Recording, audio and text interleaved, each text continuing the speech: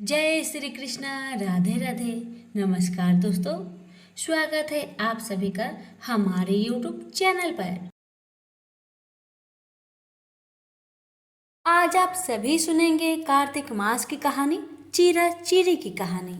इस कहानी को कार्तिक पूर्णिमा के अगले दिन परवा को कहते हैं। आटे से घर बनाते हैं और आटे के चीरा चीरी बनाकर घर के बीचों बीच रखते हैं। उन्हें कपड़े पहनाते हैं और आटे के घर में घर का सारा सामान रखते हैं। चीरा और चीरी को खील बतासे का भोग लगाते हैं। इस दिन खिचड़ी बनाते हैं और आम का अचार रखकर ठाकुर जी को भोग लगाकर खुद भी प्रसाद खाते हैं। 4 चिड़िया थी। चारों कार्तिक मास में कार्तिक नहाती थी। परवा के दिन चारों चिड़िया ने सोचा कि चलो खिचड़ी बनाते हैं। एक चिड़िया चावल ले आई, एक चिड़िया दाल ले आई, एक चिड़िया घी ले आई और एक चिड़िया नमक ले आई। सबने मिलकर खिचड़ी बनाई। सबने सोचा कि पहले नहा लिया जाए, तब खिचड़ी खाते हैं। सब चिड़िया नहाने चली गई। पहले एक चिड़िया आई, उसे बहुत जोर की भूख लगी थी। बाकी चिड़िया भी आई नहीं थी, तो उसने खिचड़ी की भाप खा ली। दूसरी चिड़िया आई तो उसने पानी पी लिया। तीसरी चिड़िया ने खिचड़ी खा ली। चौथी चिड़िया आई तो उसने खुरचन खा ली। चारों चिड़िया मर गई। जिस चिड़िया ने भाप खाई थी वह राजा के घर राजकुमारी बनी। जिस चिड़िया ने पानी पिया था वो कुम्हार के घर पैदा हुई।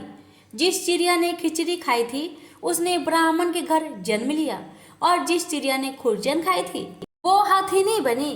कुम्हार की लड़की राजा के यहाँ दासी बनी। ब्राह्मण की लड़की राजकुमारी की सहेली बनी। हथिनी भी राजा के यहाँ ही थी। राजकुमारी को अपने पिछले जन्म की सारी बातें याद थी। जब राजकुमारी की शादी हुई और वह विदा होने लगी तो राजा से बोली कि पिताजी, मैं अपने साथ अपनी सहेली और दासी को भी ले जाऊंगी। राजा ने ठीक है, ले जाना। राजकुमारी ने कहा कि पिताजी, मुझे हथिनी भी चाहिए। राजा ने कहा अच्छा ठीक है, ले जाओ। राजा ने अपनी नौकर भेजे कि जाओ हथिनी को ले आओ, लेकिन हथिनी उठी ही नहीं। तब राजकुमारी खुद उसके पास गई और उसके कान में पिछले जन्म की बात कही, जिसे सुनकर हथिनी तुरंत उठ गई। राजकुमार यह सब कुछ देख रहा था। उसने कहा कि तुम कौन हो और हथिनी के कान में क्या कहा, जिसको सुनकर हथिनी खड़ी हो गई। राजकुमारी ने कोई जवाब नहीं दिया। राजकुमार ने कहा कि सच सच बता दो, नहीं तो तुम्हारा सर काट दिया जाएगा। तब राजकुमारी ने राजकुमार को पिछले जन्म की सारी बात बताई। राजा ने भी सारी बातें सुनी और कहा कि अगर कार्तिक स्नान का इतना महत्व है तो हम भी जोड़े से कार्तिक स्नान करेंगे और खूब दान पुण्य करेंगे। प्रेम से बोलिए कार्तिक माह की देवी देवताओं की जय।